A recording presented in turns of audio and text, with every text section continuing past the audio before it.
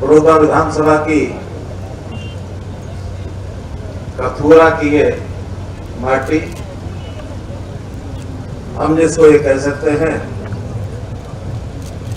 कि बहुत मजबूत फेफड़े वालों की ये माटी है, क्योंकि कबड्डी के खेल के मैदान की माटी है।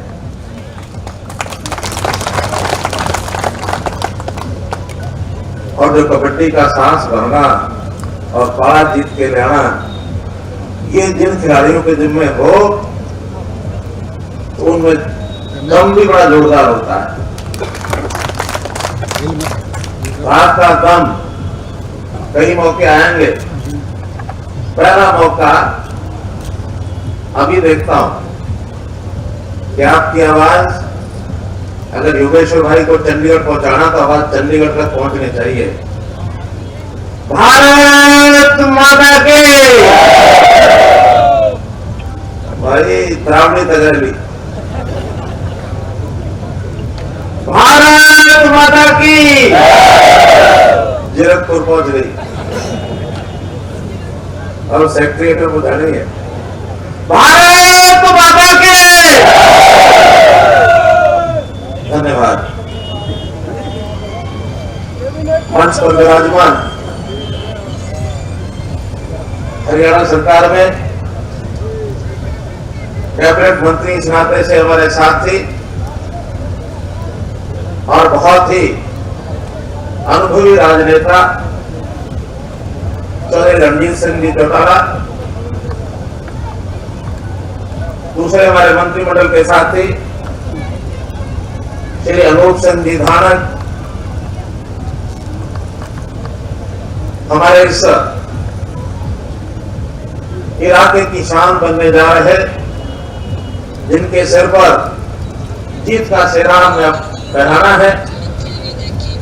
इस विधानसभा की माटी में जन्मे न केवल प्रदेश बल्कि देश की आन शान को बढ़ाने वाले, अंतर्राष्ट्रीय ख्याति प्राप्त हमारे गठबंधन के प्रत्याशी भाई योगेश्वर दत्त पहलवान, इंसो के हमारे राष्ट्रीय अध्यक्ष, भाजपा के नेता भाई दिग्विजय जी, मेंबर पार्लियामेंट श्री रमेश कौशिक जी, श्री अरविंद शर्मा जी, हमारे विधायक, पूर्व विधायक, प्रमुख नेतागण, जिसमें इसी इलाके के नेताओं में प्रताप सिंह जी मलिक जो आज हमारे बीच में है, जिन्होंने 3 दिन पहले ही भारतीय जनता पार्टी ज्वाइन की है, बहुत पुराने अनुभवी नेता हैं और इतनी बड़ी आयु में भी इनके मन में अगर कोई विचार पनपता है तो युवाओं के नाते से हमेशा दर्द इनका चलता रहता है। 3 दिन पहले मेरे पास जब आए, पार्टी ज्वाइन करने से पहले कहने लगे कि मैं पार्टी ज्वाइन करूंगा, लेकिन कि मैं पीटीआई का कर दो कि मैंने कहा जाओ, इनका चूल्हा नहीं गुजर देंगे, आप आ जाओ पार्टी में। तो ऐसे हमारे युवा रत्न बुजुर्ग नेता प्रताप सिंह जी मलिक, श्री रामचंद्र जी जांगड़ा, हमारे यहाँ के नेता श्री भूपेंद्र सिंह जी मलिक, बलराम जी नरवाल, जो इस इलाके के हमारे बड़े प्रमुख नेता खास करके कथुरा निवासी श्री बलजीत मलिक जी, वजीर नरवाल जी, अशोक मलिक चेयरमैन जिला परिषद बहन मीना नरवाल, रजनी वर्माणी जी, राजवीर जी चेयरमैन, सत्यवान जी नरवाल, सुरेश कुमार जी सैन, नाम बहुत लिखते हैं। जो सब बोल दिए वो सब जी, जो ना भी बोले हो, चाहे मंच पर हो चाहे सामने बैठे हो, सबको जी मान करके सबको मेरा अभिनंदन। भाइयों बहनों, इस प्रदेश का जो पिछड़ा सारा इतिहास चला आ रहा है, हम लोग लंबे इतिहास में चले जाएं तो, या पिछले 10-15 साल की बात करें तो हमारा शासन भारतीय जनता पार्टी इस नाते से तो दूसरी पारी 6 साल हो गए, गठबंधन की हमारी पहली पारी, और हमने परसों ही 1 साल अपना पूरा किया। उस 1 साल के अवसर पर पूरा होने पर मैंने और हमारे deputy chief minister Shri Dushyant Chautala ji ने हिसार के अंदर एयरपोर्ट का जो हॉल पट्टी उसका भूमि पूजन करते हुए प्रेस कॉन्फ्रेंस की थी। साल भर का पूरा लेखा जोखा हमने बताया था। हम आपके बीच में पहले जब आए थे तो सरकार बनाने के लिए आपसे मत मांगने आए थे, लेकिन अब आए हैं तो हम अपनी सरकार की मजबूती के लिए एक विधायक अपने साथ जोड़ने के लिए, और हमने 1 साल में क्या किया उसका हिसाब भी देने आए, क्योंकि यहां पर इससे पहले विधायक जिनको आपने चुना वो कांग्रेस पार्टी के विधायक थे। दुर्भाग्य से उनका देहांत हो गया, जिसके कारण से बाई इलेक्शन आया। 4 महीने पहले मैं यहां आया था, कुछ गांव में गया था, और मैंने बात कही थी कि ठीक है दुर्भाग्यपूर्ण स्थितियां, विधायक चले गए हैं, लेकिन अगर ऐसी स्थिति किसी विधानसभा में बने तो मैं क्योंकि लीडर ऑफ द हाउस हूं, आप ये मत मानना कि हमारा विधायक कोई नहीं है। जब तक नया विधायक आप नहीं चुनते तब तक मैं आपका विधायक रहूंगा, और मैं नहीं घोषणा की। और उसके बाद हर गांव के सरपंचों से, दोनों पार्टियों के हमारे नेताओं से, सामान्य लोगों से मीटिंग कर करके उन्होंने पूछा कि आपके इलाके में किस चीज की जरूरत है, क्या आपकी समस्या है, क्या आपकी मांग है। और मुझे बताते हुए बड़ा हर्ष हो रहा है कि इन 4 महीने में जो बताया वो सारे काम उन्होंने करवाए हैं। सरपंचों को जितना पैसा भेजना चाहिए था वो भेजा है। आचार संहिता के नाते कुछ पैसा रुक गया, काम शायद नहीं करवा पा रहे होंगे, लेकिन जो पैसा आ गया है तो 11 तारीख के बाद सब अपना काम भी कराएंगे।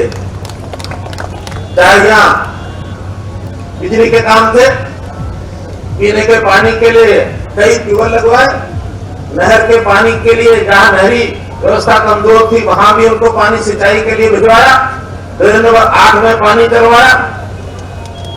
जितने भी विषय बताए गए वो सारे काम, गली नाली सड़कों के लिए करोड़ों रुपए सरपंचों के खातों में भेजे। इन 4 महीने में 165 करोड़ रुपया ये हमने भेजा है विकास के काम के लिए। इससे पहले जो 6 साल में आया है वो सैकड़ों करोड़ रुपया अलग है, लेकिन मैं केवल 4 महीने की बात बता रहा हूं। तो मित्रों, एक बात का भरोसा आपको दिलाने आया हूं कि जो हम कहते हैं वो जरूर करते हैं, जो हमको नहीं करना होता उसको कभी कहते ही नहीं है। ये मनोहर लाल का एक वचन है कि जब जो कहा उसको पूरा किया है, वरना मैं अड़ के खड़ा गया हूं, ये नहीं करना है। अब आपको चुनाव के दिनों में, ये पहले भी आपने पिछली सरकारें देखी, लुभावने नारे खूब दिए गए जो पूरे नहीं हुए। हमने जो कहा उसको पूरा भी किया है, आगे भी करेंगे। कुछ वायदों का जिक्र भाई योगेश्वर जी कर रहे थे। 2 कॉलेजों में, एक में तो क्लासेस भी शुरू हो गई है, ऐसे में हो गई, क्लास शुरू हो गई। दूसरा कथुरा, अगले सेशन से पहले कोई भी बिल्डिंग देख करके या क्लासेस शुरू कर देंगे, साथ साथ कॉलेज की बिल्डिंग बनानी शुरू कर देंगे। दूसरा बड़ौदा में हो तो कथुरा में कोई ढाला हो जाएगा, कोई बात नहीं, कथुरा को जॉइन कर देंगे आके। इसी प्रकार से हमने अगर मोटाना का जनता कॉलेज को यूनिवर्सिटी बनाने की बात कही है तो उनके लोगों से, सारी मैनेजमेंट से, सब लोगों से बात हो गई हमारी। निश्चित रूप से जैसे ही 11 नवंबर जाएगी उसके बाद उसके सारे प्रावधान करके उसको यूनिवर्सिटी का दर्जा जैसा वो चाहेंगे वैसा कर देंगे। यूनिवर्सिटी कई प्रकार की बढ़ती है, जैसे वहां के लोग चाहेंगे वैसे ही बढ़ाएंगे। IMT की बात कही गई, हम ऐसे नहीं है कि IMT बढ़ा भी देंगे और उसके बाद रोहतक में IMT बनी है IMT। इस ढंग से अनाप शनाप उसके पैसे लगा दिए कि आज तक वहां लेने वाले लोग नहीं पहुंच रहे, रेट इतने भारी हो गए। हमने कहा नहीं, हम जो उद्योग लगने वाला है उसकी मंशा के हिसाब से और किसानों की मंशा के हिसाब से जिन्होंने रोजगार लेना है, किस तरह का रोजगार लेना है, उनकी मंशा के हिसाब से तीनों का तालमेल बैठा करके और इस बड़ौदा विधानसभा में जहां हमको 1000 एकड़ जमीन मिलेगी वहीं IMT बढ़ाने का वायदा हमारा पक्का है। हैफेड की चावल की मिल यदि हमने हैफेड से क्लियर करा लिया है तो कभी हमारी 10 मिलें पहले चलती है, हमने एक नई मिल और बनाई है, कहां बनाए? मैंने कहा इस समय तो मौका बड़ौदा विधानसभा में है, जहां चावल ज्यादा होता वहां बनाओ। नेशनल हाईवे ये ठीक है कि यहाँ की डिमांड के हिसाब से तो शायद नहीं बने होंगे। राष्ट्रीय योजना के केम की सड़क खत्म होती है कहा? कुंडली में खत्म होती है। कुंडली से ही वो नेशनल हाईवे चलेगा और उसका रास्ता यही गोहाना के पास से बड़ौदा विधानसभा से होते हुए जींद और नरवाना की तरफ से जाते हुए सीधा अमृतसर, जम्मू और कटरा यहां तक वो जाने वाला है एक्सप्रेस वे। इस रास्ते से अगर कटरा जाना हो, आज सड़क के रास्ते से जाए तो 16 घंटे लगते हैं और इस रास्ते से जिस दिन ये नेशनल एक्सप्रेस वे बढ़ जाएगा 8-9 घंटे में कटरा पहुंच जाएगा, 5 घंटे में अमृतसर पहुंचेगा। तो एक बहुत बड़ा विस्तार। इसी प्रकार जो पहले से नेशनल हाईवे यहाँ के बन रहे हैं उसका काम शुरू हो गया और जहां सड़कें बन जाती हैं वहां कोई कारण नहीं है कि वहां विकास नहीं हो।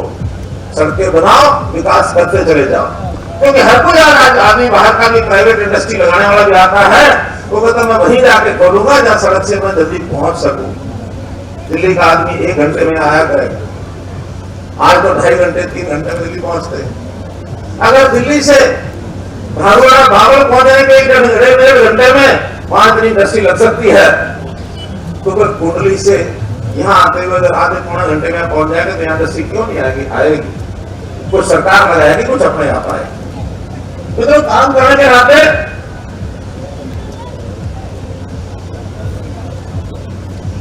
बहुत बढ़िया।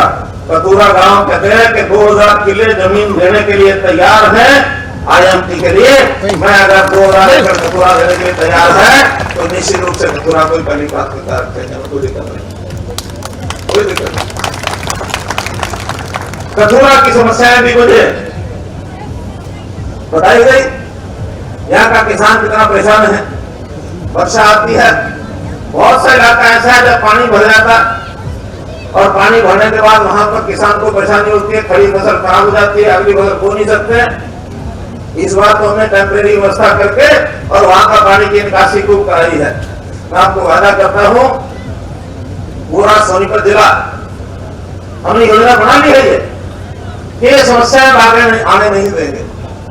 पहली बात तो पानी आएगा, जितना जमीन के अंदर डाल सके तो उतना जमीन में डालेंगे रिचार्जिंग के लिए। बड़ा पानी चाहे आपकी ड्रेन के माध्यम से, चाहे नई ड्रेन बनानी पड़े, हर खेत तक जो पानी खड़ा होता है वो सारा ड्रेन के माध्यम से बाहर जाएगा। किसी किसान को समस्या नहीं आने देंगे। हम लोगों ने किसान की बात हमेशा आगे रखी है। मुआवजा, कोई भी किसान का नुकसान हुआ है उसमें मुआवजे में ये सरकार पूरे प्रदेश में हजारों करोड़ रुपए बांट चुकी है। अगर निजामपुर के लोग यहाँ बैठे हों, कोई है निजामपुर का बैठा हुआ? दूर है गांव निजामपुर क्या? यहाँ से दूर है। मुझे याद है कि इस विधानसभा के निजामपुर गांव में चेक बांटने के लिए मैं आया था और 8-10 करोड़ रुपया उस गांव के लोगों को मुआवजा मिला था, निजामपुर के लोग। तो इसलिए हर गांव के अंदर यहाँ सैकड़ों यानी 10-10, 20-10 करोड़ का मुआवजा भी उनको मिला है, चाहे वो प्रधानमंत्री फसल बीमा योजना मिला हो और चाहे हरियाणा सरकार ने दिया हो।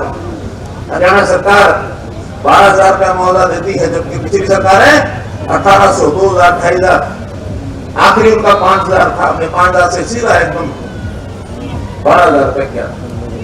पिछले मित्रों, किसान की कोई नुकसान होने की कभी कोई गुजारिश होती है हम उसको पूरा करते हैं। सब्जियां भावांतर भरपाई योजना में कि नफा हो तो थारा, घाटा हो तो सरकार का, मंडी में जाके बेच जाओ, सड़क पर फेंकने की जरूरत नहीं है। जिस घाटे में देखेगी वो सरकार देगी। और हमने भावांतर भत्ता योजना से सब्जियों का ये लागू कर दिया। 19 सब्जियां ऐसी हैं। संयोग से अभी तो सब्जियां काफी महंगी हो गई।